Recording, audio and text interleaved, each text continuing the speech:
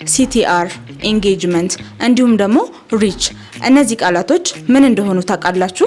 እነዚህ ቃላቶች በዲጂታል ማርኬቲንግ የተለመዱ ቃላቶች ናቸው። ዛሬ በቀላል አማርኛና በአጭሩ ትርጉሙን ነግራችኋለሁ። አንደኛ reach ማለት ማስታወቂያ በምትለቁበት ጊዜ ወይም ፖስት በምታደርጉበት ጊዜ የሚያየው የተመልካች ቁጥር ነው ማለት ነው። ለምሳሌ ቪዲዮቻችሁን 1000 ሰው ካየው 1000 ሰው reach out አደረገ ማለት ነው። ሁለተኛ engagement ሰዎች ቪዲዮቻችሁን ካዩት በኋላ ምን አደረጉ? ላይክ፣ ሼር፣ ኮሜንት ወይንስ ፌቨራይት? ይህንን ካደረጉ ያ ማለት ኢንጌጅመንት ማለት ነው።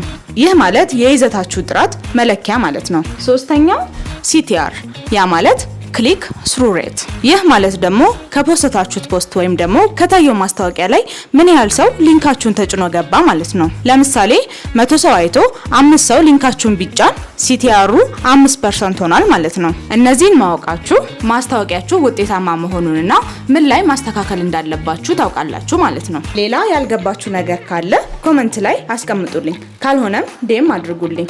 ይህ ለሚያስፈልገው ጓደኞቻችሁ ደግሞ ሼር አድርጉልኝ።